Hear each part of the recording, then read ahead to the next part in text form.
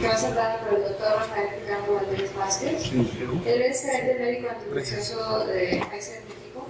Es egresado de la Facultad de Medicina de la Universidad Autónoma de Coahuila, Unidad Torreón. Realizó la especialidad de Medicina Interna y la subespecialidad de Infectología en el Instituto Nacional de Ciencias Médicas y Nutrición Salvador Subirán, así como la maestría en Ciencias Médicas en la misma institución. Gracias, buenas noches, muchas gracias doctora González por la invitación.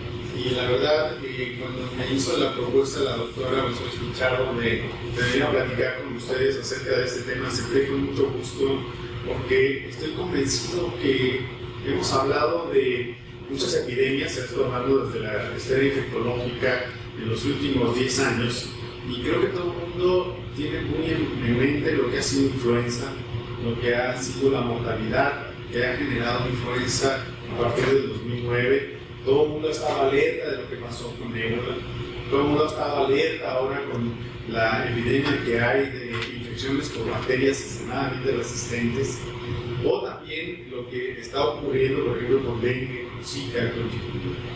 Pero poco se habla de Clostridium difficile, y para mí creo que la epidemia de esta década es Clostridium difficile. Y el adulto mayor es un elemento de alto riesgo para este padecimiento. Es así que a lo largo de esta charla hablaremos de algunas generalidades de lo que es la infección por Clostridium difficile, veremos cuál es la epidemiología y la carga de enfermedad, y es aquí donde yo quiero convencernos que esta es la epidemia de la década, cosa que nadie ha reconocido, al menos en México. La Secretaría de Salud y todos nuestros organismos regulatorios han reconocido a Clostridium difficile como un problema de salud pública y como una verdadera epidemia en todo el país. Hablaremos también de la fisiopatogenia y sus factores de riesgo, y aquí es donde estaremos enfocándonos en la problemática que conlleva el adulto mayor como el principal factor de riesgo, lo que es la edad. Hablaremos de algunos aspectos del diagnóstico y, por supuesto, algunas estrategias de tratamiento. Así, para hablar de Clostridium difficile tenemos que conocer algunos aspectos que son fundamentales. Primero, que es un bacilo gram positivo, pero esto es lo que lo caracteriza, y esto es algo de lo cual ustedes tienen que tener como mensaje claro. Es un bacilo gram positivo que es capaz de formar esporas. ¿Qué es que forma esporas? Bueno, las esporas es una forma de reproducción y de perpetuación de las especies que hacen que estos sean altamente eficientes para poder permanecer en un hospedero o permanecer en superficies. Las esporas, esto hace que los microorganismos puedan mantenerse en lo que conocemos los estados latentes o perpetuadores, o los estados vegetativos, de tal manera que son capaces de sobrevivir a la desecación, son capaces, aquí para que se vayan alarmando, son capaces de resistir al alcohol. Y no es que sean ácido alcohol resistentes como las micobacterias, no, resisten el alcohol. Por esta razón, es muy difícil de controlar un brote una vez que se introduce en un hospital, porque el alcohol gel no es suficiente para eliminar las esporas. Prácticamente son únicamente susceptibles a ciertas concentraciones de hipoclorito de sodio. El mejor sanitizante para Clostridium difficile hoy por hoy sigue siendo el cloro. Por otro lado, también tienen una gran capacidad de resistir a la gran mayoría de los antimicrobianos. Es un microorganismo que por naturaleza es resistente a prácticamente todos los grupos de antimicrobianos. Hablaremos más adelante cuáles son los únicos antimicrobianos para los cuales puede llegar a ser susceptible. Es altamente resistente también al calor, aunque para su inactivación requiere temperaturas muy altas. Y por otro lado, esto que les digo, la transmisión a través de esporas que pueden mantenerse en las superficies por muchos días, inclusive hasta meses. Fue descrito en 1935, sin embargo no fue sino hasta la década de los 70 en que se les dio ya propiamente una connotación de infección nosocomial, o como una condición que podría ser de alta prevalencia o incidencia como causal de diarrea nosocomial. Y aquí ustedes se les estará generando la pregunta, bueno, ¿por qué si desde los 70 sabemos que es un patógeno que podría condicionar diarreas nosocomiales, por qué hasta ahora se representa como una epidemia? Y ahora lo voy a intentar a describir. Vean, esto es lo que ha ocurrido en Estados Unidos, lo que ha ocurrido en el Reino Unido y lo que ocurre en México. 453,000 casos de una población de 320 millones de habitantes. Fue el patógeno más frecuentemente reportado asociado a cuidados de la salud. Están hablando de 450, casi medio millón de casos.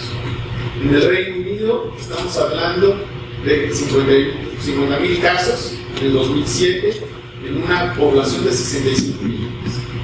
En México, una población de 120 millones solamente están descritos en la literatura.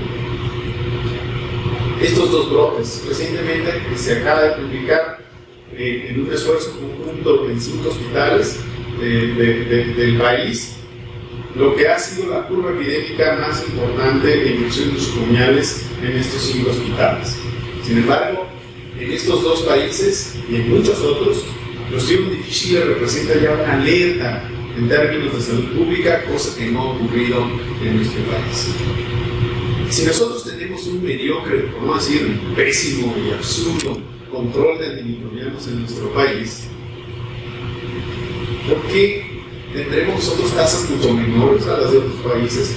Más bien no los estamos reportando, no los estamos reconociendo, o probablemente se está subestimando con muchas de las cosas que ocurren precisamente en nuestro país. Y es así que en la última década vean cómo se han ido reportando cada vez más un incremento en el número de casos de Clostridium difficile, principalmente asociado a infecciones nosocomiales. Si ustedes ponen en el PubMed Clostridium difficile en los últimos 10 años, van a ver cómo en el año 2005, 2006, el número de publicaciones no llegaban a 20.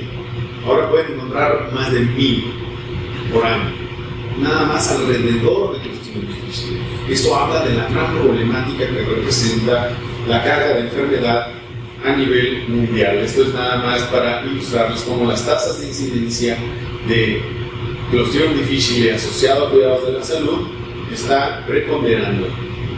Y para responder a la pregunta de por qué ahora Clostridium difficile es un problema, resulta que por la presión de selección que se ha generado principalmente por el uso de antimicrobianos, se ha seleccionado una mutación de alta virulencia y de alta persistencia o perpetuación y de alta transmisibilidad, que es la cepa NP1 o 027. Esta cepa primero se describió prácticamente de manera sincrónica en Estados Unidos y también en el Reino Unido, y de ahí prácticamente se ha propagado a todo el mundo. En México no es la excepción. Los brotes que hay, por lo menos en estos 5 hospitales de los cuales les he hablado, es la 027, la mismita que tienen en Estados Unidos.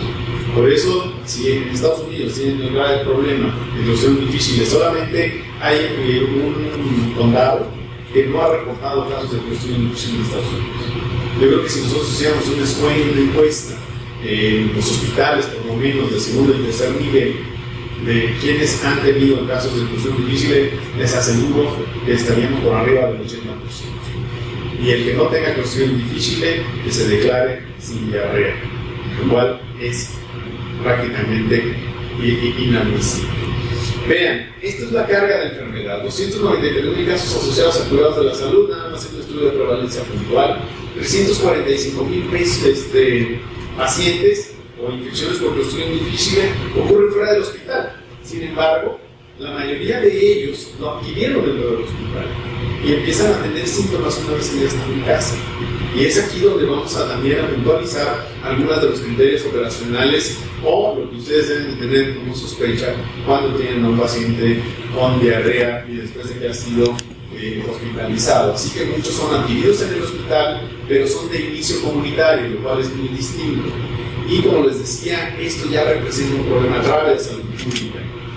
Durante los últimos 15 años, la mortalidad y sobre todo las complicaciones y las formas graves se han ido incrementando principalmente por la aparición de las denominadas cepas hipervirulentas, como les había mencionado, la NAP1 o 027, la cual produce mayor cantidad de toxinas y por lo tanto, y por otro lado también tiene una mayor capacidad de esporulación y de de esta manera perpetuarse en los ambientes hospitalarios. Este es el estudio que está por publicarse, ya está en galeras para su publicación, en donde a mí todavía me tocó participar cuando trabajé en el Hospital Gea González. Este es uno de los que participaron en este estudio. Vean cómo a nosotros nos aparece, nosotros cuando hicimos el registro de la aparición de Clostridium difficile, por lo menos autóctono, es decir, ya propiamente el hospital, fue en finales del 2010, pero no fue sino hasta el 2014 que se nos da la curva epidémica máxima, y todo esto nos llevó, y que además coincidió con los otros hospitales. O sea, es aquí donde nosotros pudimos hacer el trazado de cuándo llegó Clostridium difficile y sobre todo la cepa de 027 a México. Y si nosotros encuestamos a los hospitales, a todos aquellos que han tenido Clostridium difficile, seguramente empezaron a tener cuadros de diarrea nosocomial, sobre todo en este periodo. Y ahorita es donde nosotros, hacia el 2016 y 2017, estamos teniendo el mayor número de casos de Clostridium difficile. Quizás esto que les estoy diciendo les pueda hacer sentido con lo que ustedes están viviendo. Por ejemplo, esta es una curva epidémica, perdón que de repente tenga estos cambios, pero todavía no me familiarizó bien con esta cosa. Pero bueno, vean ustedes cómo este es un hospital privado de aquí de la Ciudad de México. Pues esto no es privativo de los hospitales públicos, está abarcando también hospitales privados. Vean cómo aparecen, estamos aquí en el 2012, y vean cómo los picos máximos se están dando hacia el 2013-2014, ¿sí? Y luego ya para cuando empiezan a instalar las medidas de control, sí disminuyen el número de casos. Sin embargo, una vez que un Clostridium difficile se introduce en el ámbito hospitalario, es muy difícil sacarlos como los brillo. ¿Sí? O sea, así de letales y de perpetuador, y así se perpetúa con todas sus marcas. Pero, sin embargo, vamos a platicar al final de algunas medidas generales que se pueden implementar para colaborar a la reducción del número de casos e inclusive tener miras a su erradicación. Por otro lado, vean también lo que representa en morbilidad.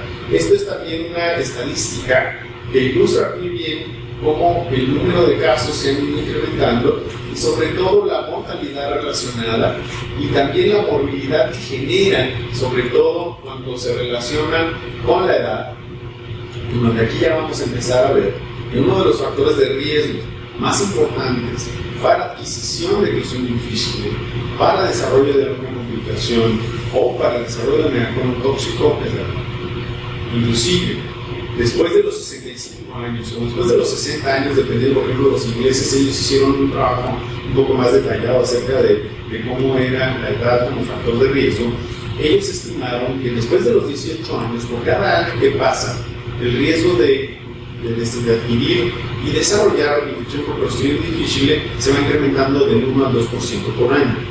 Pero una vez que se llega a los 60, el riesgo se amplifica 5 veces. Estamos hablando de que por cada año que pasa, la probabilidad en un hospital en donde se conoce que hay Clostridium difficile se va incrementando hasta 15 o 20% por año, lo cual representa la edad entonces un factor de riesgo fundamental, no nada más para desarrollar infección por Clostridium difficile en su manifestación clásica, que es la colitis membranosa, sino también las formas más complicadas y graves, que son el megacolon tóxico, que te llevan a las colectomías, o inclusive que te llevan a la muerte.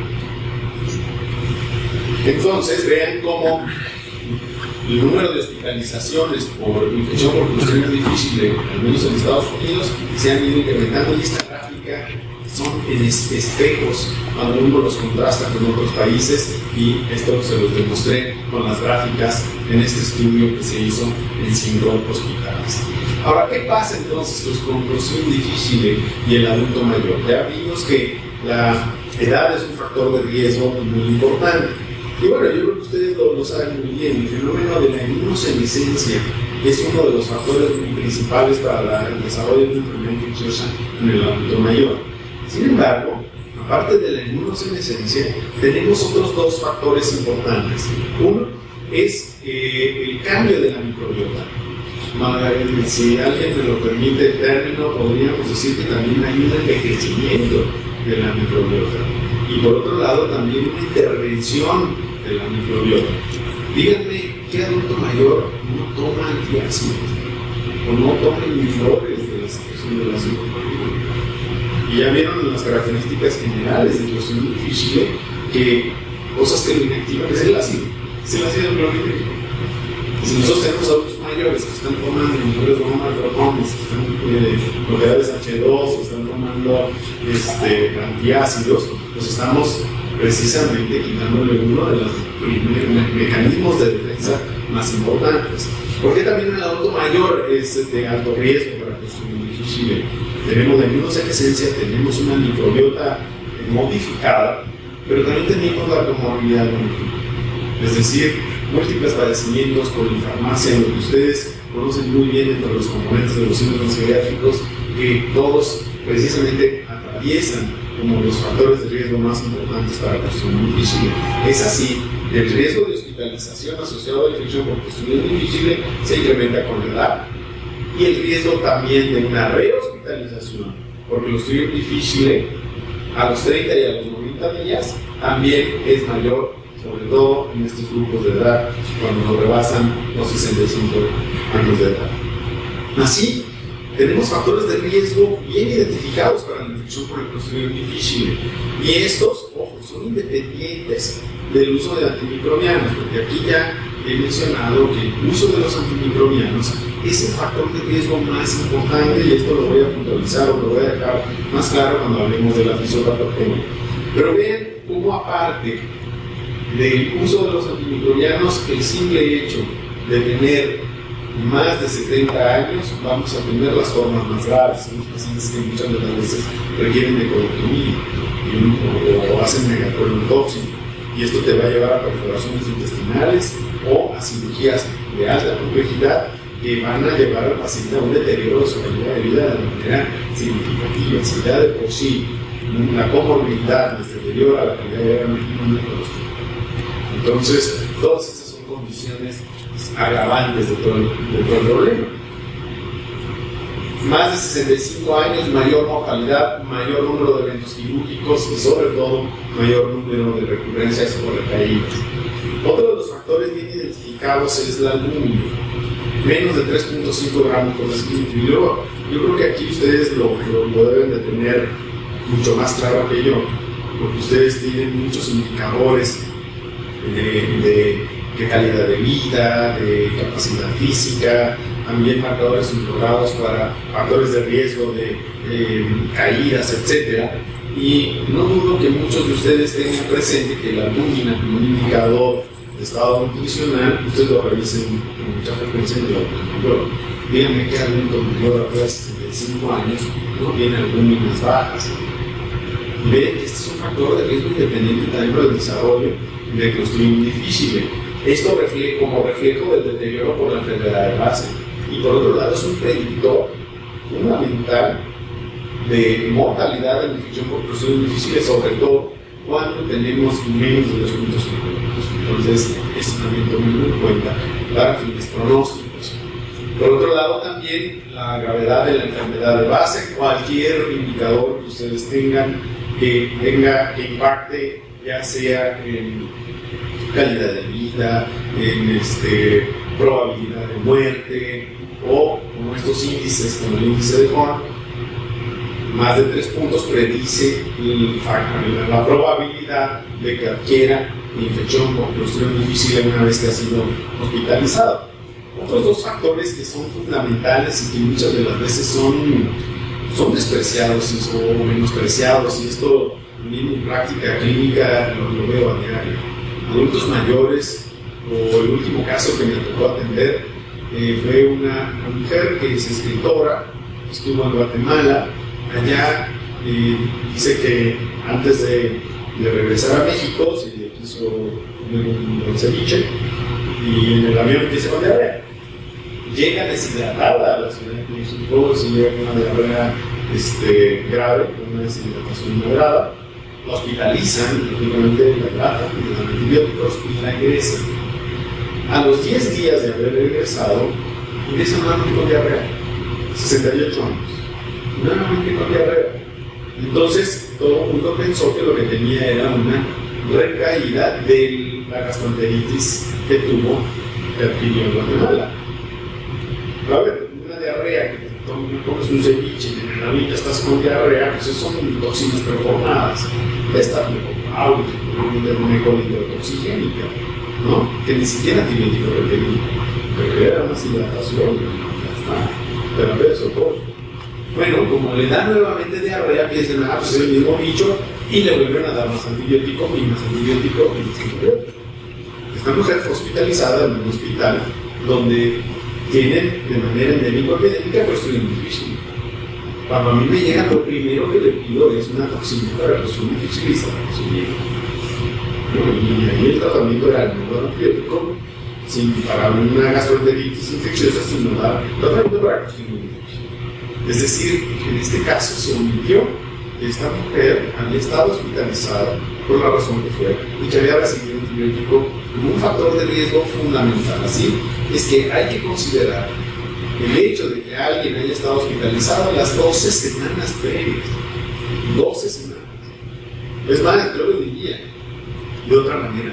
Cualquier persona que haya estado en contacto con servicios de atención médica, cualquiera que este sea, unidades de hemodiálisis, unidades de terapia infusional, lo que ustedes hacen seguramente con mucha frecuencia, de cuidados o de adultos mayores, los llamados asilos, etc.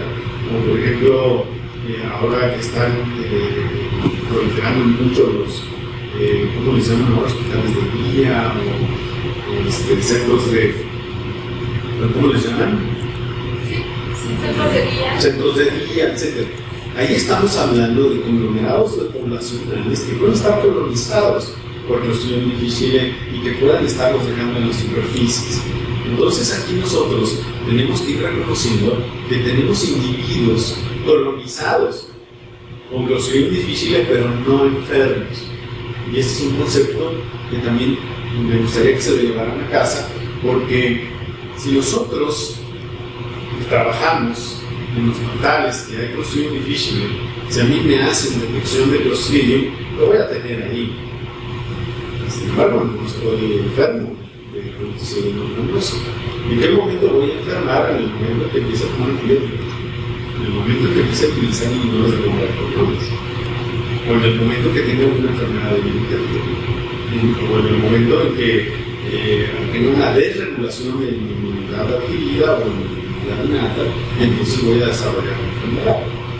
Bien, por eso es que pongo estos dos puntos y me detuve a describirlos un poco. Entonces, ya hablando de la fisiopatogenia de la infección por Clostridium difficile, entonces tenemos primero que entender que esto es una disbiosis.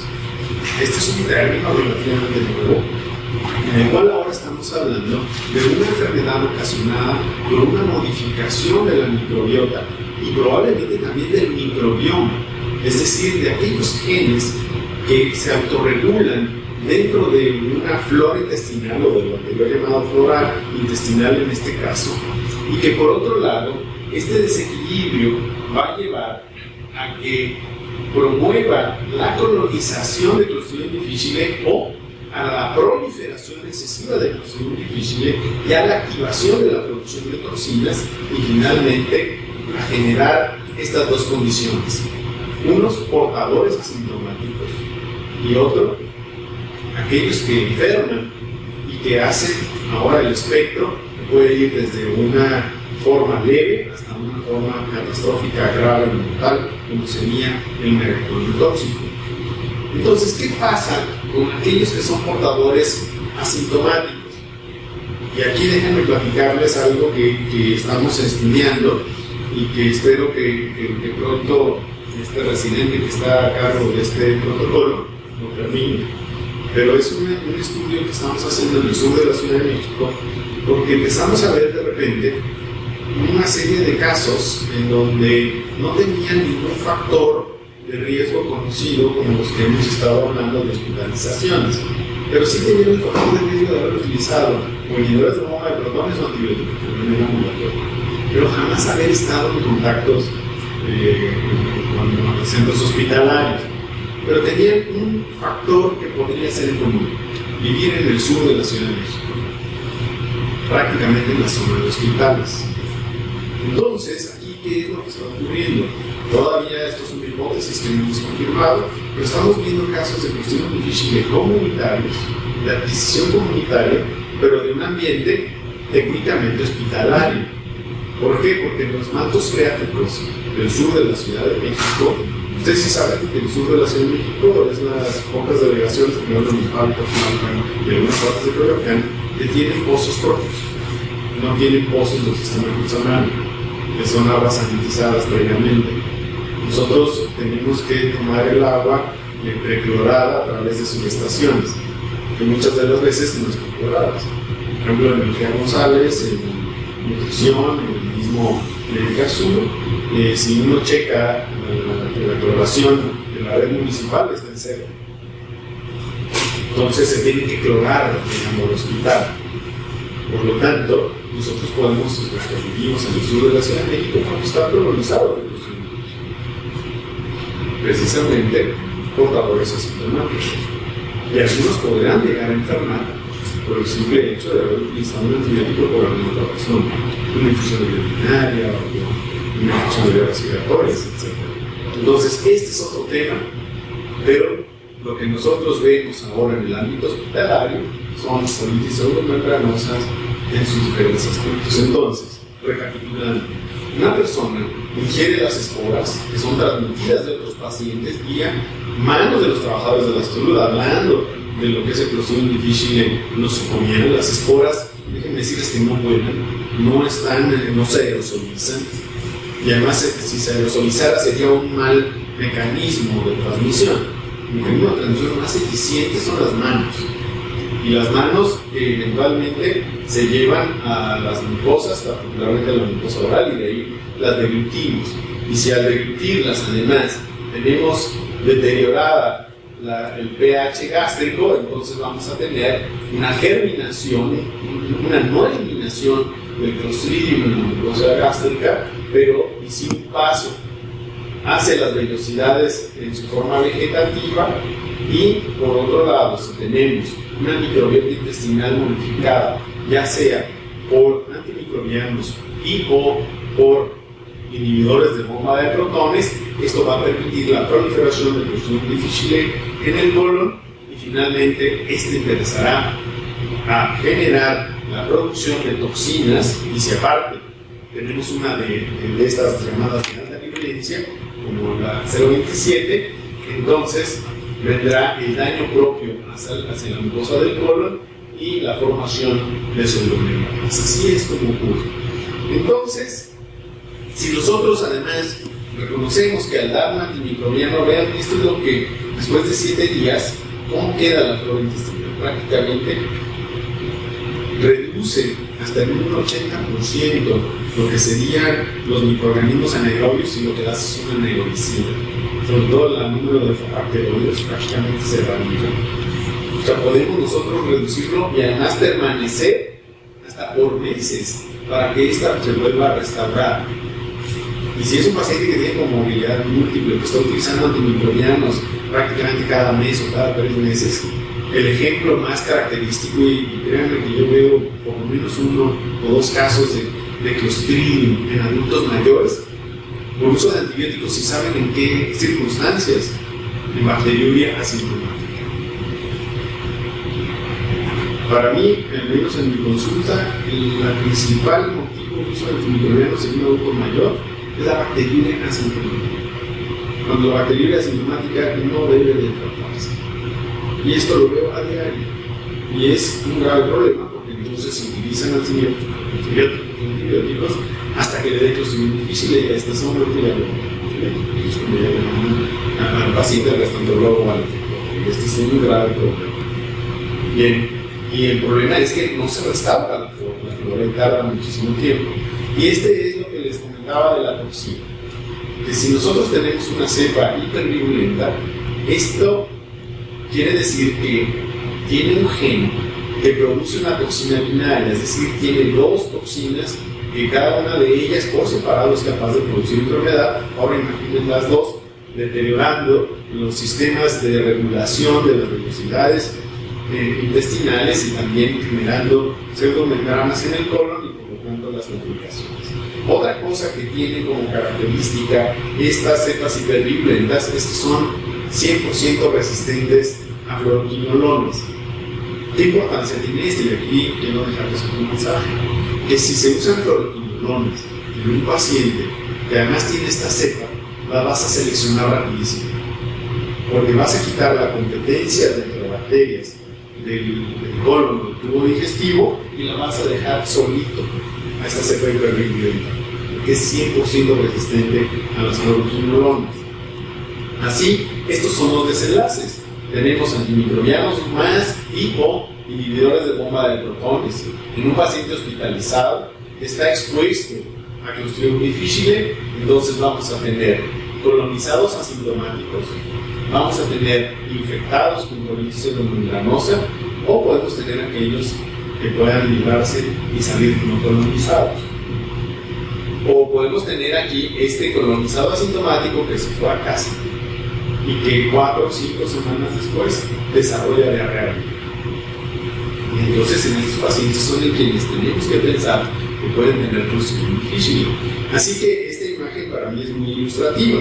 Tenemos que de todos los que se colonizan y forman este pool de portadores asintomáticos que pueden llegar a ser hasta el 70 o el 90% de un hospital.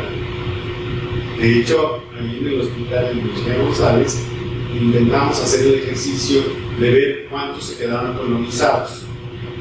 Pues llegamos al 88%, al menos en solo un área nada más, en un solo piso, en medicina interna. El 88% salían colonizados. De estos, entre el 10 y el 30% desarrollaron alguna forma de infección por Clostridium difficile. Vean lo grave que es esto y lo importante que es entonces reconocer a los pacientes, tratarlos y sobre todo, si están en el ámbito hospitalario, adoptar todas aquellas medidas para su control y evitar su dispersión. Ahora, si la infección por Clostridium difficile es una disbiosis, los elementos más disbiogénicos, sin duda, son los antimicrobianos. Y así tenemos 3 grupos de antimicrobianos que podríamos nosotros dividir en aquellos que están poco relacionados a la disbiosis. Tenemos a los que son menos relacionados y los comúnmente relacionados. Aquí los poco relacionados, nada más para resaltarlos, pondría al metronidazol, que de hecho forma parte de las estrategias de tratamiento, aunque ya no con tanta eficacia como se pensaba en el inicio, las rifamicinas, las tetraciclinas, los glicopéptidos, los carbapenémicos, aunque últimamente han empezado a salir cada vez más reportes de brotes de Clostridium difficile. Resulta que, por ejemplo, en el Reino Unido y en algunos hospitales en Estados Unidos, aunque ustedes no lo creen, prohibieron el uso de quinolonas, de clindamicina o glucosaminas y de cefalosporinas. Así las sacaron de su cuadro, como si no existieran. Y alguien podría decir, ay, y no se morían más, no. Más prácticamente usaban o carbapenémicos, glicopéptidos, glucósidos y tetraciclinas. No utilizaban ningún otro antimicrobiano que no fueran de estos grupos. Y se dieron cuenta que aquellos pacientes que recibían carbapenémicos desarrollaban colitis pseudomembranosa. Entonces también los carbapenémicos probablemente tendríamos que ponerlos por lo menos en este grupo, si no es que también en este. Así que los más relacionados, sin duda, en primer lugar, están las fluoroquinolonas. Tanto que la FDA en junio del año pasado, de 2016, emitió una recomendación de no utilizar fluoroquinolonas para infecciones no complicadas y para infecciones en donde tuvieras otras alternativas terapéuticas. Si yo fuera secretario de salud, aunque no quisiera, y aunque me lo ofrecieran, no sé yo, pero si yo fuera, retiraría las quinolonas. Es más, le diría a Cofepris, quítalas del armamentario terapéutico y deja solamente a especialistas para condiciones muy especiales. créanme, podemos vivir sin quimiones. En algún momento yo creo que fueron extraordinarios antimicrobianos, pero ahora tenemos graves problemas con las quimiodonas y más en el adulto mayor. Son causales de prolongación del intervalo, son cuteras, es decir, el cútero, ¿no? Por otro lado, las fluoroquinolonas se ve que tienen una extraña contra las quimiodonas. Segundo, generan alteraciones neuropsiquiátricas terribles, ¿no? Y en el adulto mayor, bueno, no sé a ustedes seguramente les ha pasado.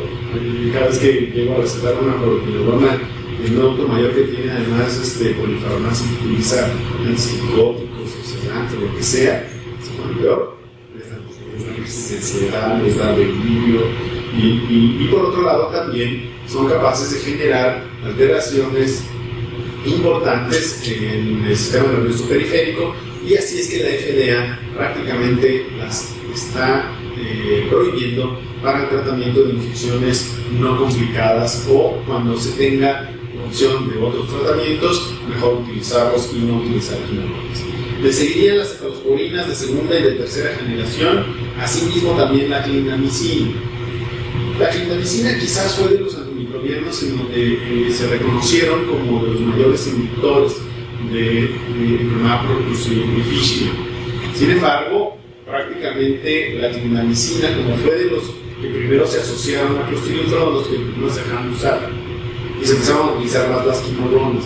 Pero ahora sabemos que las quimolonas son de los que más seleccionan Clostridium difficile y también ampicilina y amoxicilina en último lugar. Así, recapitulando los factores de riesgo: edad avanzada, incidencia mayor en mujeres y sobre todo en mayores de 65 años. No sabe por qué la glicemia se constituye como un factor importante. Hay mayor mortalidad de personas mayores de 65 años, tienen hasta 5 veces más riesgo de morir por Clostridium difficile en este grupo de edad. Por otro lado, también las comorbilidades y el antecedente de cirugía. Eso es algo también de lo que nos hablaba.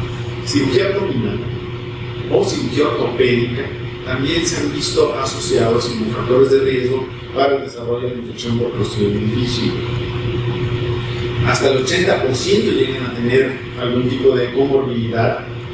Muchos de estos, o sea, la cepa NAP1 027, tuvieron atención médica en las 12 semanas previas. Prácticamente en México, la única cepa que tenemos es la 027. En Monterrey, en el Hospital Universitario de Monterrey, con la doctora Ana Camacho, es que quizás quienes ha estudiado de manera más detallada y sistemática a Clostridium difficile, él ha estimado que solamente cepas no 027 ocupan la menor proporción. Lógicamente, las condiciones de inmunosupresión, enfermedad inflamatoria intestinal, el uso de inmunosupresores, neoplasias hematológicas, por ejemplo, los pacientes con trasplante de médula ósea tienen hasta 25 veces mayor riesgo. Y vaya que es un verdadero reto a tratar a un paciente con Clostridium difficile trasplantado en médula ósea. Me ha tocado participar en 2 casos y créanme que es una pesadilla. Afortunadamente salieron adelante, pero imagínense con toda la inmunosupresión, echarte cerca de 28 días de neutropenia prolongada y nadie más con un Clostridium difficile metido, porque ustedes saben que el paciente neutropénico de por sí hace translocación bacteriana de manera espontánea. Ahora imagínense un colon inflamado, nos está traslocando constantemente colis, enterococcus, enterobacters, más el Clostridium difficile. Entonces son verdaderos, y además tienes que estar utilizando antimicrobianos concomitantes para controlar las bacterias. Y sabes que con el uso de los antimicrobianos estás además no dejando la depuración de Clostridium difficile. Entonces también tenemos la exposición a los antimicrobianos, ya mencionamos cuáles son los de alto riesgo, y esto que es bien importante, la exposición a las esporas, ya sea en ambientes hospitalarios o en aquellos en donde tengan acceso a atención en salud. Y esto que es fundamental, las manos de los pacientes, de los visitantes, del personal de salud se contaminan fácilmente. De tal manera que cuando se accede a atender a un paciente quien se sospeche Clostridium difficile, ya no digo que tenga Clostridium difficile, simplemente que se sospeche por todos estos factores de riesgo que tenga la definición de diarrea nosocomial, tiene que estar aislado. Tienen que adoptarse todas las medidas de contención. Al paciente tiene que manejarse con técnica de aislamiento estricto y que todo personal que entre a ese cuarto tiene que entrar con bata, cubrebocas, tiene que entrar con guantes, tiene que entrar con botas, prácticamente como si entrara a un quirófano. Y que todo lo que entre ahí no salga. La ropa tiene que cambiarse, tiene que haber una excusa, prácticamente como si entrara a un paciente transplantado de virus. No porque ustedes vayan a contagiar al paciente, sino porque ustedes pueden llevar las esporas a otros sectores hospitalarios. De hecho, cuando nosotros empezamos con el brote ahí en el G. Rosales, yo parecía como el loquito del pueblo, ¿no? Diciéndoles que por favor adoptaran todas las medidas, y todo el mundo me dice, pues ya cuando vieron que empezaban a morir los primeros pacientes, empezaron a hacer caso, ¿no? Entonces, no hay que llegar a eso, sí hay que tener mucho cuidado en tomar esto muy en serio, y lo que ya hemos visto a través de la supresión de la acidez gástrica, y aquí quiero mencionarles a través de estas 3 diapositivas que siguen, de cómo la evidencia del uso de los inhibidores de bomba de protones es lo suficientemente alta como para poder nosotros hacer conciencia y delimitar el uso de inhibidores de bomba de protones a condiciones muy específicas, porque el uso de inhibidores de bomba de protones están sobreutilizados. 53% en este estudio no tenían indicación de inhibición de inhibidores de bomba de protones, y por otro lado demostró ser un factor independiente para el desarrollo de infección por Clostridium difficile. De aquí nada más recordarles cuáles son realmente las indicaciones para utilizar inhibidores de bomba de protones. Y yo les invitaría a que, si hacen práctica hospitalaria en su base de visita, revisen en las indicaciones. Al menos en el hospital público donde yo trabajé muchos años y que empezamos nosotros a auditar el uso de los inhibidores de bomba de protones, el 90% de los pacientes hospitalizados tenían algún inhibidor de bomba de protones. Y cuando revisábamos las indicaciones, solamente el 10% de todos ellos tenían indicación de dar inhibidor. Y que son precisamente estos grupos o estas condiciones en las cuales sí está indicado la luz. Si nosotros lo auditáramos a conciencia, verían que además los administradores del hospital los ahorrarían, porque se ahorrarían muchísimo dinero en inhibidores de bomba de protones, porque muchas de las veces son necesarios. Y vean, este es otro estudio en donde además, cuando se utilizan dosis altas de inhibidores de bomba de protones o de bloqueadores H2, y además se utilizan antimicrobianos, las tasas de incidencia de Clostridium difficile prácticamente se triplican. Es así que también la FDA emite esta recomendación acerca del no uso de inhibidores de bomba de protones, precisamente porque hay una asociación directa por la disminución de la acidez gástrica, y por lo tanto la inhibición de la acidez gástrica no te va a favorecer el desarrollo de Clostridium difficile, pero sí de colonización, y probablemente también de la disbiosis, o sea, es un adyuvante a la disbiosis. Entonces, ya ahora entrando a las definiciones de infección por Clostridium difficile, es muy importante el considerar la línea del tiempo en relación al acceso que haya tenido el paciente a atención en salud o a centros hospitalarios. Por eso nosotros podemos considerar un Clostridium difficile asociado a cuidados de la salud cuando ha estado en este intervalo de entre 8 y 12 semanas.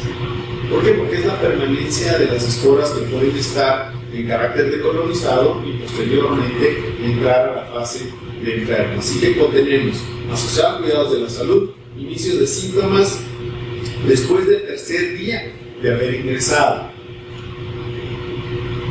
Clostridium difficile de la comunidad, inicio de síntomas en la comunidad o menos de 3 días después del ingreso, siempre y cuando los síntomas inicien después de 12 semanas después del último ingreso, o que no haya tenido nunca contactos con servicios de salud. Este es el criterio que nosotros utilizamos para definir en este estudio que se está trabajando de lo que son las infecciones Clostridium comunitario. Aquellos que tienen recurrencias o recaídas, aquellos que ocurren menos de 8 semanas después del inicio del episodio previo, y siempre que los síntomas del episodio previo hayan sido resueltos en su totalidad. Y habrá un grupo que podríamos considerar indeterminado, pero que la verdad no es determinante para los fines terapéuticos. Entonces, ya en la historia natural de la infección por Clostridium difficile tenemos a los colonizados que van eventualmente a desarrollar diarrea leve, que se autolimita, o una diarrea grave que invariablemente es inflamatoria y que a sus complicaciones más graves, que son la colitis pseudomembranosa y propiamente el megacolon tóxico, que es la forma más grave y deletérea. Y es así que en cada uno de estos nosotros tenemos riesgos de transmisión. ¿Y cuánto tiempo dura la transmisibilidad de estos pacientes? Pues puede llegar a durar meses. Es decir, un paciente que está hospitalizado por Clostridium difficile o que está hospitalizado desarrolla infección por Clostridium difficile y que sale del hospital a su casa, puede llegar a ser excretor todavía de esporas, y que se regresa al hospital por otro motivo que no sea Clostridium difficile, puede llegar a ser excretor y estar dejando esporas en todo el hospital. Ese es otro de los factores por los cuales es muy difícil controlar. Ahora imaginen lo que ocurre en estos lugares de cuidados de adultos mayores. En un adulto mayor que fue hospitalizado, desarrolla Clostridium difficile, regresa al centro de atención de adultos mayores o a los hospitales de día o cuidados de día. Ahí van a dejar esporas y alguno de ellos va a desarrollar nuevamente Clostridium difficile. Es decir, también en estos centros se tienen que tener sistemas de vigilancia de la enfermedad diarreica común en el adulto mayor y sospechar la posibilidad de Clostridium difficile. Los desenlaces clínicos, como les decía, son estos, y finalmente de cómo reconocer la posibilidad de que estemos ante un Clostridium difficile. Primero, la condición invariable es la presencia de diarrea, que se define como aquella que ocurre con más de 3 evacuaciones, que no son formadas, no necesariamente líquidas. Característicamente las evacuaciones en Clostridium son grumosas. De hecho, ustedes conocen la escala de Bristol, ¿no? Estarían con la escala de Bristol, que son no formadas, con moco, aunque esta no es una condición mandatoria, pero sí es muy frecuente ver malolientes, pastosas, con abundante moco.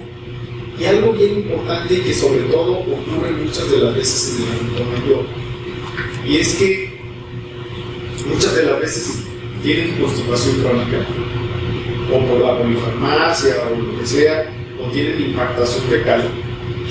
Me ha tocado por lo menos ver un par de casos que el diagnóstico se hizo a propósito de un ilio. No tenía diarrea, lo que pasa es que tenía un ilio impresionante, y no fue sino hasta que el paciente entró al quirófano y lo que vimos fue un tóxico terrible, y lo que tenía era Clostridium difficile. Esto puede llegar a ocurrir, no es frecuente, pero sí tómenlo en cuenta, sobre todo cuando se presenten de forma aguda megacolon tóxico sin una causa aparente, pueden llegarse a presentar como manifestación inicial. Entonces, el diagnóstico de infección por Clostridium difficile es primero el factor epidemiológico, es bien importante, y los factores de riesgo que ya hemos comentado. El que haya tenido contacto con el ámbito hospitalario, el uso de inhibidores de monoclonales, la edad y el uso de antimicrobianos son fundamentales. Y algo que es bien relevante, las pruebas diagnósticas, de las cuales vamos a hablar más adelante, se tienen que realizar solo en muestras de heces no formadas, o sea, en evacuaciones de diarrea. Nunca manden a hacerlo en personas que no tienen diarrea. ¿Por qué? Porque pueden salir las pruebas positivas en pacientes portadores asintomáticos, y estos no requieren tratamiento. Ese es un mensaje que también es importante que se lleve a casa. No evaluar pacientes asintomáticos. Eso tiene que ver con lo que acabo de decir. Y por otro lado, el cultivo de las evacuaciones para Clostridium Pues si bien es el gold standard, es sumamente complicado, por eso el nombre de difícil no es por lo difícil del tratamiento. Cuando se describió en 1935, no había ni tratamiento para ello. Se le llamó difícil porque era difícil de cultivar, era un microorganismo fastidioso, en el cual necesitaba medios de cultivo especiales y requerimientos nutricionales muy complicados que impedían muchas de las veces su identificación. Entonces, tenemos nosotros que identificar no nada más los factores de riesgo para padecer la enfermedad, sino también cuáles son los factores de riesgo para tener una complicación o gravedad. Factores de riesgo mayores de 65 años, que haya leucocitosis, este es un factor de gravedad muy importante. Ya mencionamos lo de la albúmina en menos de 2.5, si tiene deterioro de la función renal también es otro indicador de gravedad. Estimar la comorbilidad también como factores de riesgo para tener complicaciones o también para mortalidad. El que haya sido adquirido de manera nosocomial también es importante, que haya recibido antimicrobiano los 14 días previos o que tenga colonización por una cepa altamente oxigénica, que prácticamente todos tienen que considerarse de esa manera, y el uso de inhibidores de bomba de protones. Esto también muy importante, estimar la posibilidad de que en el sitio en donde ustedes estén trabajando esté circulando una cepa altamente virulenta. Otros factores que incrementan la complejidad del tratamiento y la mortalidad es que el paciente además requiere de tratamiento concomitante por alguna razón. Vamos a suponer que el paciente llega por una apendicitis perforada, complicada, con una peritonitis secundaria, requiere antibióticos para la sepsis abdominal. Y en el tercer cuarto día del posoperado desarrolla colitis por Clostridium. Necesitas antibiótico para la sepsis abdominal y necesitas tratamiento para Clostridium. Estos son factores de complejidad en donde además tenemos que seleccionar antimicrobianos menos disbióticos, ¿no? Y por otro lado también antimicrobianos propiamente para el Clostridium difficile. Así, al tener la estimación de los factores de riesgo, la diarrea nosocomial definida por los tiempos que ya hemos nosotros definido, el tratamiento primero, y esto es un mensaje también, el tratamiento no debe de estar condicionado a una prueba diagnóstica. Esto es algo bien importante y aquí quiero dejarles un mensaje. En Clostridium difficile, la interpretación de las pruebas diagnósticas o la rentabilidad de las pruebas diagnósticas es un poco diferente a otros. Por ejemplo, si yo tengo una prueba altamente específica, como sería el PCR, y altamente sensible, ¿para qué creen que me va a servir esta prueba? ¿Para diagnosticar o para tratar? Más bien, voy a cambiar el término. ¿Me va a servir para tratar o para no tratar a los pacientes? La prueba me va a servir para evitar tratarlos. ¿Sí? Pero la decisión de tratamiento, esa se toma por factores de riesgo y por el cuadro clínico. Y ya una vez instalado el tratamiento, si la prueba me sale negativa, yo sí puedo retirar el tratamiento y buscar otras causas de diarrea. ¿Sí? Pero si yo no tengo una prueba que tenga esta rentabilidad, la verdad es que la decisión de tratamiento y de mantener el tratamiento tiene que ver con la respuesta clínica. Entonces, es bien importante que conozcamos cuál es la rentabilidad y la verdadera utilidad de las pruebas diagnósticas. Por ejemplo, en los hospitales en donde yo he trabajado y que afrontamos este problema, todo el mundo estaba preocupado por las pruebas. Y yo digo, a ver, ya tenemos el problema. Si sabemos que tiene una gran capacidad de propagación y que el valor predictivo positivo que tiene los síntomas y los factores de riesgo es casi equiparable a las pruebas diagnósticas, entonces ¿para qué las hago? Mejor necesito tratarlos de manera inmediata, de manera temprana, y por otro lado también instaurar las medidas de contención, porque muchos nos decían, oye, este paciente tiene diarrea pero tiene una prueba negativa de toxinas, cuando las toxinas su sensibilidad a veces es solo del 60%. Entonces quitémoslo del aislamiento porque tiene una prueba negativa. No, este paciente tiene factores de riesgo y tiene un cuadro clínico compatible en un hospital donde tenemos clostridium difficile. Este clostridium difficile, hasta el contrario, tiene que ser tratado como tal y además mantener las medidas de control. Ojo, este también es otro mensaje. Si tienes acceso a las pruebas, la prueba diagnóstica es positiva y va a seguir saliendo positiva, ya sea PCR o detección de toxinas, aun cuando el paciente ya esté asintomático. Es decir, la persistencia de una prueba para Clostridium, cualquiera que éste sea positiva, no es indicador de respuesta a tratamiento. Por lo tanto, no deben de repetirse. Es más, ni siquiera en las recurrencias. Si el paciente ya se curó del Clostridium y a las 2, 3, 4 semanas vuelve a tener diarrea, pues tiene una recurrencia por Clostridium. Y mejor hay que darle tratamiento y no estar sujeto a una prueba diagnóstica. El método diagnóstico más utilizado en infección por Clostridium difficile en Estados Unidos es la detección de las toxinas A y B en las heces.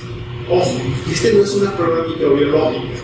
Aquí estás detectando una toxina, no estás detectando la bacteria.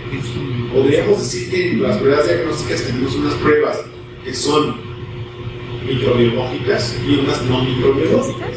La detección de las toxinas es no microbiológica y es la menos sensible. Como les decía, puede llegar a ser solamente del 60%. Tienen ventajas, porque la detección de la toxina es una prueba colorimétrica, prácticamente una prueba de embarazo, y la tienes muy rápido, en 20 minutos. Y tiene un valor predictivo positivo muy bueno.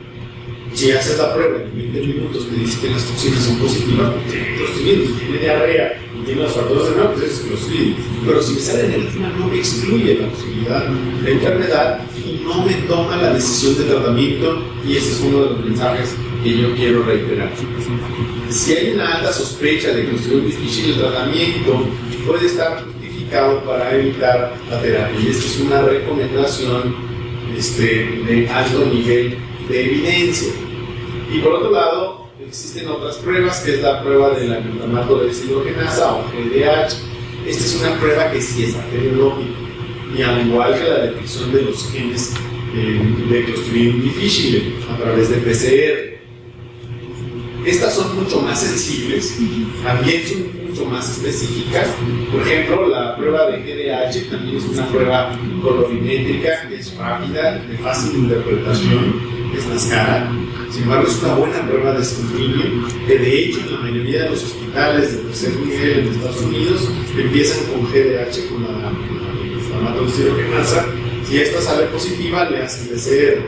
La verdad, a mí eso se me dice innecesario, pues si tengo el PCR, pues mejor hago PCR que hago GDH, ¿no? Como les decía, estas son las pruebas para la detección, las cuales la tienes en 20 minutos, tienen estas ventajas. Sin embargo, las variaciones en la sensibilidad, ese es el grave problema. Vean cómo aquí podemos tener la variabilidad de la sensibilidad. Sí son altamente específicas, sobre todo en pacientes que tienen diarrea y factores de riesgo. El valor predictivo negativo no es tan útil, y hay muchas marcas. El cultivo ya les decía que es complicado, pero ciertamente las pruebas que quizás tengan mayor rentabilidad son las pruebas de amplificación de ácidos nucleicos. Son pruebas que cada vez se han ido miniaturizando y se han ido simplificando.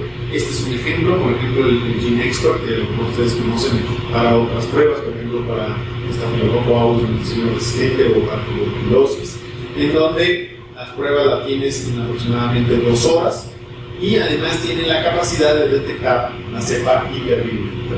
Entonces, quienes tengan estos equipos disponibles son una muy buena alternativa y altamente rentables.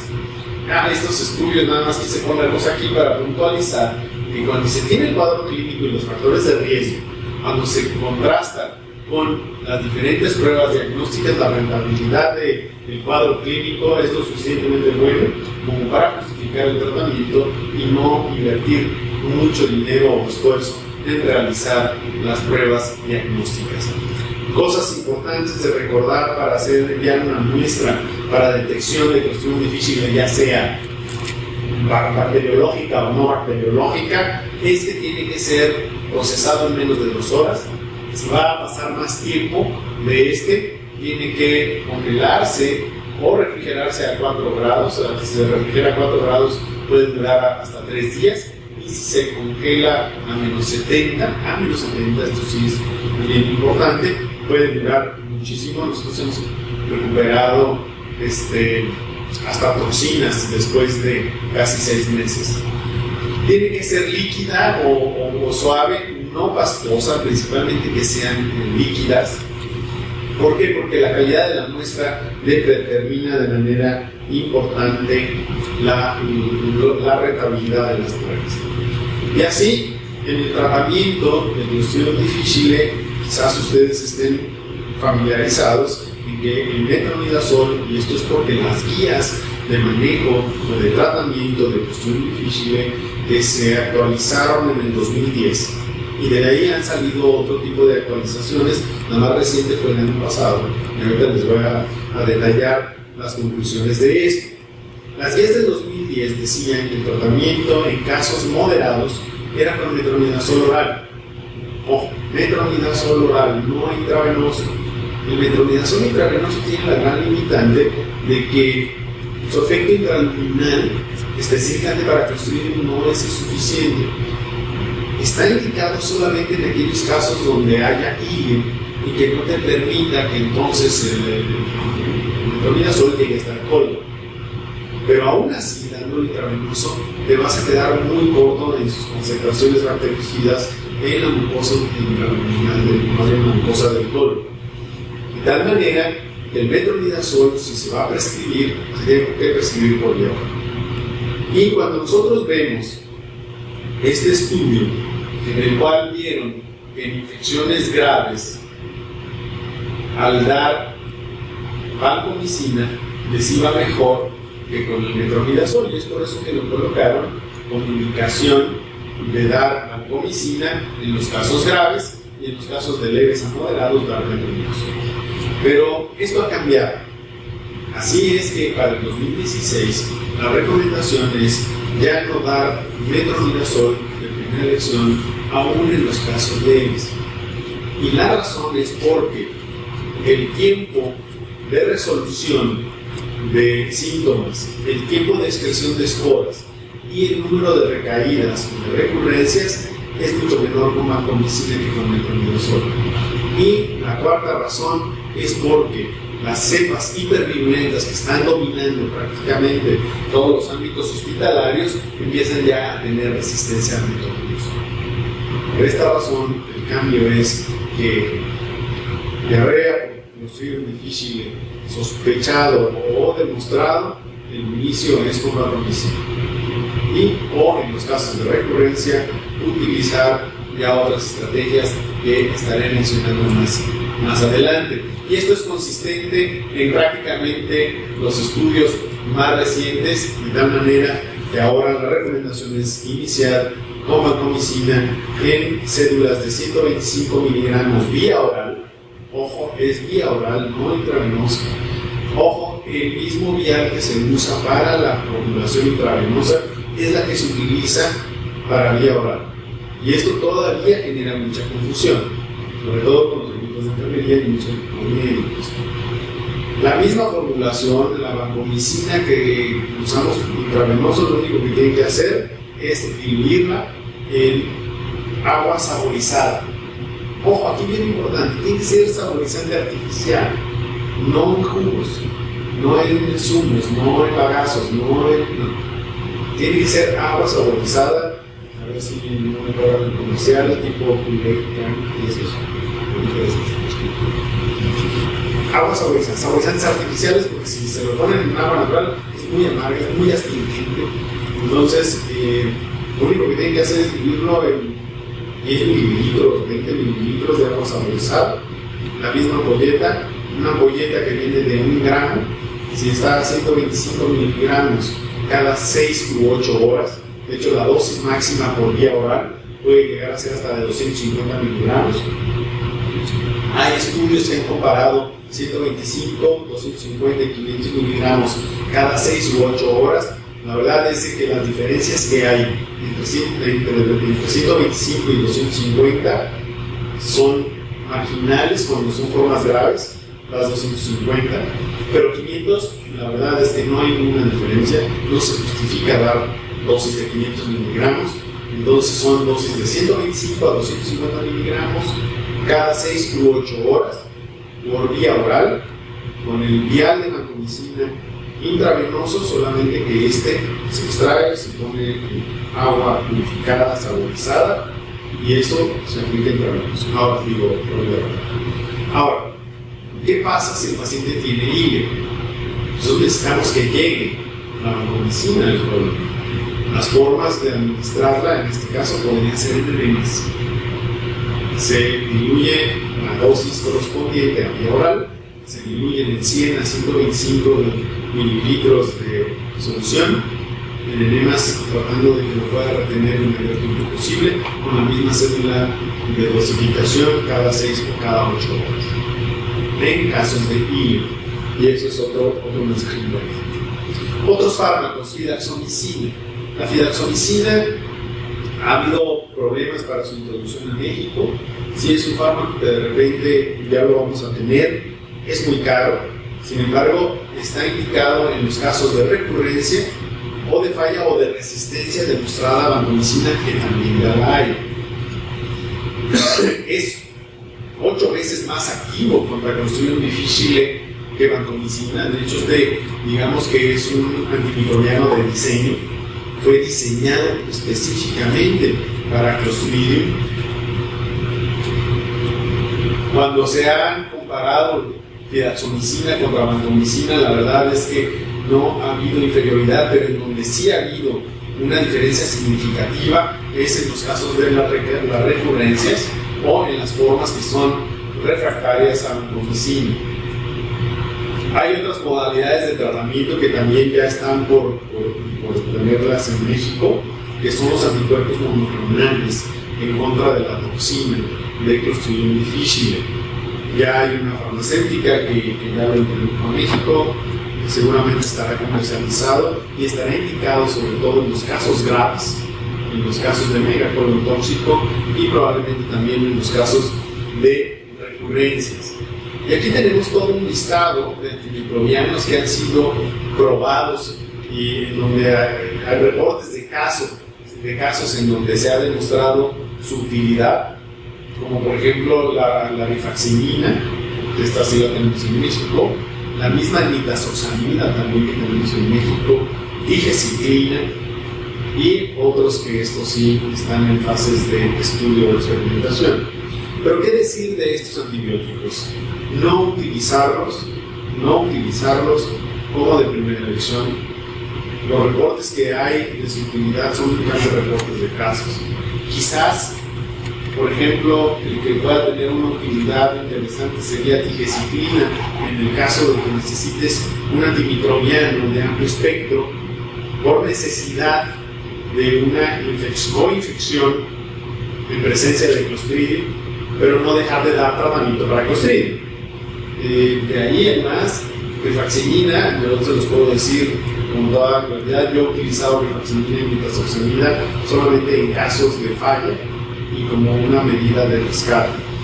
Y la verdad, en los casos que yo me tocó atender, no creo que hayan sido determinantes en la resolución del caso. Acá los tuvimos que tratar con otras modalidades de tratamiento, como lo que fue el reemplazo de materia fecal. Seguramente ustedes también ya lo han escuchado, los trasplantes de materia fecal, que viene siendo esto.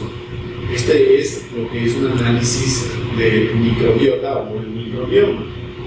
Pues lo que se busca es reemplazar el microbioma o la microbiota, y esto se puede lograr a través de la infusión de materia fecal a través de donadores, ya sea por vía colónica o por instilación duodenal, principalmente para los casos de recurrencia o de falla de tratamiento.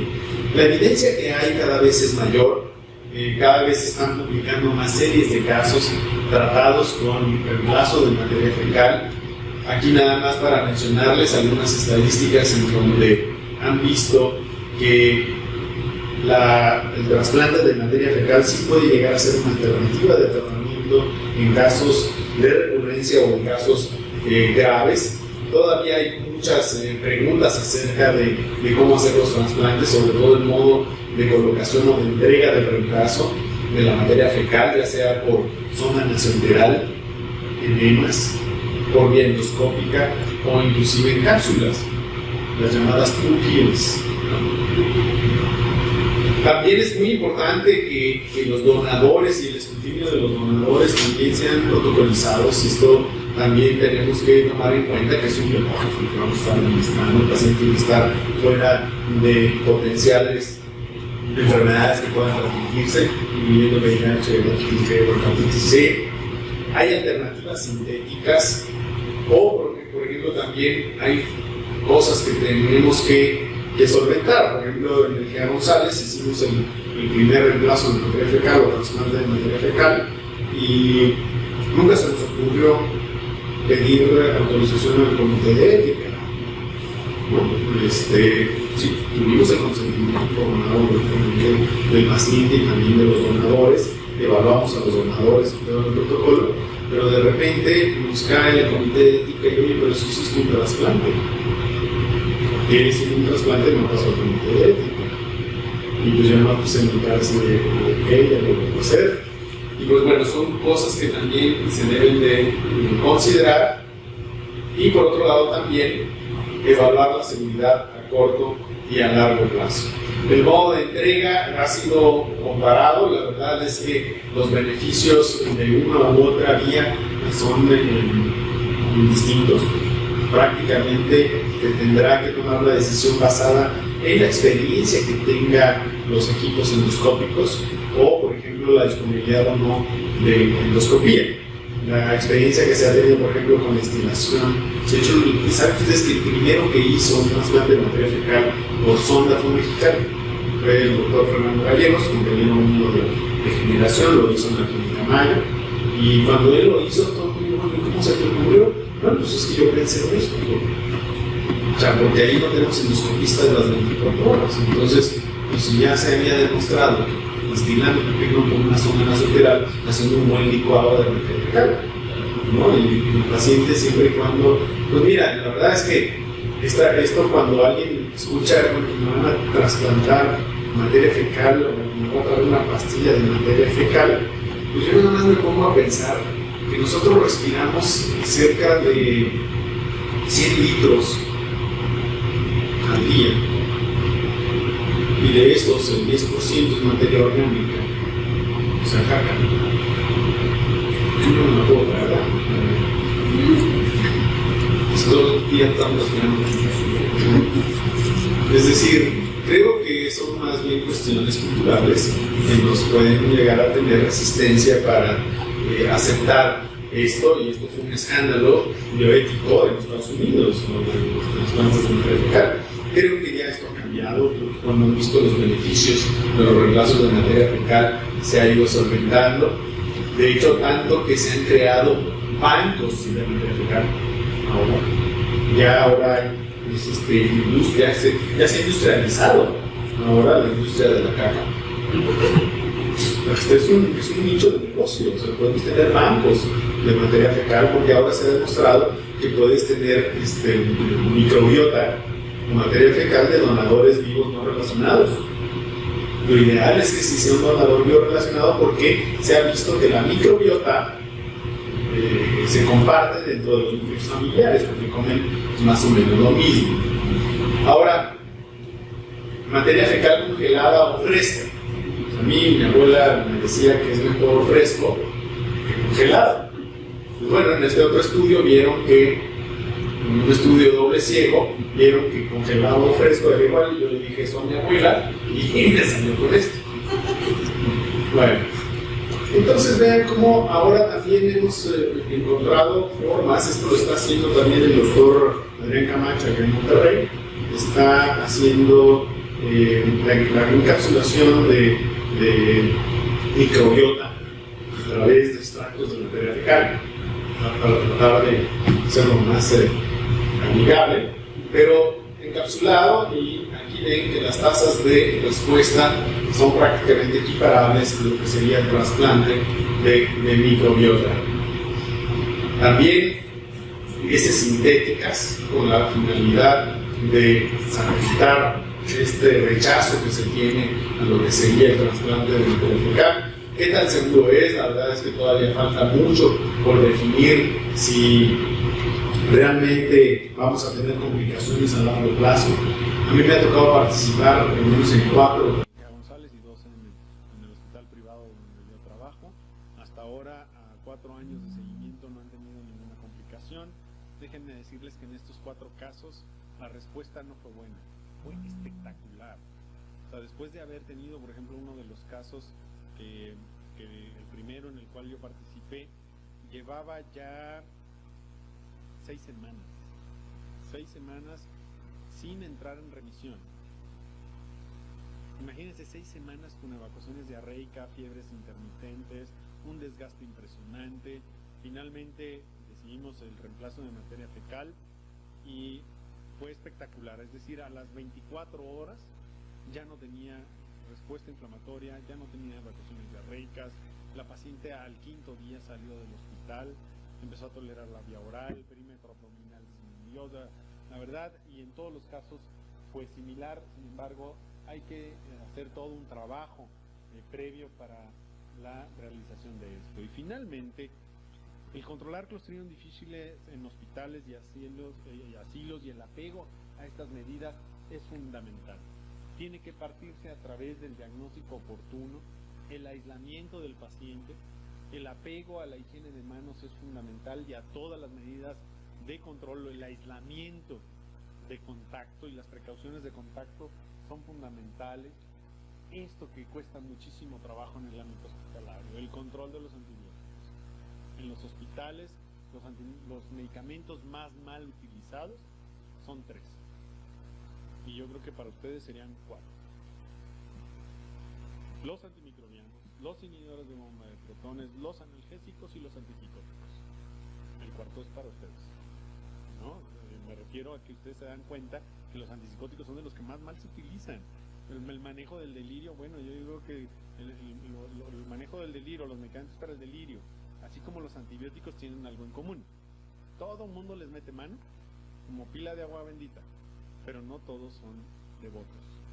Hay que saberlo, y hay que saber manejar todos estos medicamentos, porque los efectos adversos son verdaderamente catastróficos. Así es fundamental seguir las medidas de lavado de manos, y es lavado de manos. La sanitización con alcohol gel no es suficiente, tiene que ser lavado con clorhexidina. La sanitización tiene que ser con cloro. Por ejemplo, los sanitizantes cuaternarios, los tetraldehídos y todo esto no sirven para nada. Tiene que ser con cloro, a las concentraciones adecuadas. Es muy importante que los equipos que entran o que ingresan al entorno del paciente sean sanitizados y que no salgan de ahí, que se tenga también una ruta bien trazada en el manejo de las evacuaciones, que se tengan agendas específicas para el paciente, para cuando éste sea trasladado, ya sea rayos X, a quirófano, etcétera, o que una vez que es egresado a su domicilio o a una área de cuidados prolongados, también se tengan etiquetas de identificación para los cuidados posteriores, entre otras cosas. El control de antibióticos y de los inhibidores de bomba de protones son bien importantes. Hay que suspender los antibióticos, disminuir el consumo de estos medicamentos que ya mencionamos, disminuir el uso de inhibidores de bomba de protones. Es muy importante el implementar los programas de control de antimicrobianos y auditarlos, medir el impacto que se tiene sobre las tasas de incidencia, no nada más de Clostridium, sino también de resistencia bacteriana.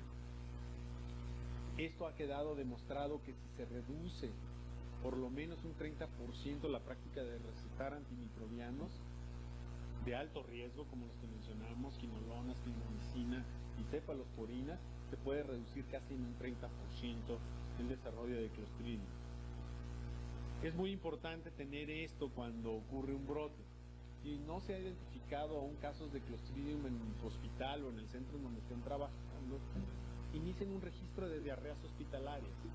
Nada más. Con eso puede llegar a ser suficiente como para sospechar que lo tienen en sus centros hospitalarios y por otro lado también confirmar la ausencia de casos. Pero si están teniendo diarreas dentro del hospital, créanme, 99% seguro que va a ser Clostridium difficile y van a tener un grave problema. Y si tienen ya casos registrados, implementar todas las medidas que hemos mencionado y que hay que auditarlos. Y en cuanto al tratamiento, estos son los mensajes para llevar a casa. El tratamiento es con vancomicina, ya no es con metronidazol, este está cayendo en desuso por las razones que ya comenté.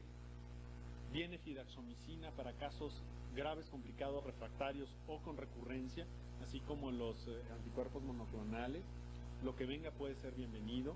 El trasplante de materia fecal, seguimos aprendiendo mucho. Parece que es muy claro su papel en infección por Clostridium difficile recurrente. Hay que ver si podría ser aplicable en otros escenarios, por ejemplo en el tratamiento de primera línea, cuántos trasplantes o reemplazos se tienen que hacer, cuál es la mejor vía de administración, como todas las que acabamos de mencionar. Sin embargo, creo que lo que va a ocupar un lugar muy importante son sus derivaciones, cápsulas o lo que serían mezclas con probióticos, por ejemplo, etcétera. Y finalmente quiero comentarles, este es uno de los casos más recientes que me tocó atender con una mujer de 77 años, pielonefritis de repetición, y esto era condicionado porque tenía una estenosis pielocalicial y le colocaron un catéter doble J. Típico en estos casos es que les dejan antimicrobiano hasta que le dicen, déjale el antibiótico hasta que le retiremos el catéter doble J, es decir, 4 a 6 semanas. Eso, si no es que se le olvida el catéter doble J y se encarna. Ay, güey, se me olvidó quitárselo. Así me pasó con un paciente. Pero bueno, le dieron ertapenem porque le aislaron una E. coli ble en orina estando ella asintomática. O sea, era una bacteriuria asintomática, ciertamente con alguien que tenía un catéter doble J, pero estaba asintomática. Había estado hospitalizada por el procedimiento urológico. Estamos hablando de 4 semanas. En ese entonces le habían dado levofloxacina ya le habían dado ertapenem. Y luego empieza con diarrea. Se le diagnostica Clostridium difficile. Le inician metronidazol oral. No mejora. 5 días de tratamiento con metronidazol. Ahí es cuando a nosotros nos llaman, y de hecho recuerdo muy bien el caso porque cuando me hablan en la mañana yo le digo, oye, yo la paso a ver a mediodía. Sí, está bien, al cabo la voy a pasar a colonoscopía. Y yo le digo, oye, no la pases a colonoscopía, déjame verla primero. Bueno, pues no, la pasaron a colonoscopía y se perfora. Pasa cirugía, le empezamos vancomicina y le empezamos fitoxatina. Aquí la tomografía nada más para ilustrarles cómo está la gran perforación. De hecho, el colonoscopista advirtió la perforación. Pero vean cómo de manera muy sencilla nosotros podemos reconocer los factores de riesgo para Clostridium y presencia de diarrea. Y por otro lado también el reconocer que metronidazol ya no es la mejor opción aún para casos leves. Tenemos que iniciar con vancomicina. Pues bien, ya a manera de conclusión, creo que el reconocer los factores de riesgo para primero reconocer que tenemos un problema grave con Clostridium difficile en el ámbito hospitalario, que la edad es un factor de riesgo preponderante para el desarrollo de Clostridium difficile y de complicaciones y de formas graves. Reconocer que necesitamos identificar rápido a estos pacientes y tratarlos de la manera adecuada, y que vamos a seguir teniendo este problema prácticamente hasta que no tengamos una vacuna, por ejemplo, para Clostridium difficile, que déjenme decirles que hay por lo menos 3 vacunas en desarrollo, 2 de ellas están en fase 3 ya. Así que mientras no tengamos una vacuna que nos permita erradicar a Clostridium difficile, vamos a tener que vivir con ello y sobre todo identificarlos y tratarlos de manera adecuada. Pues muchísimas gracias y estoy a sus órdenes.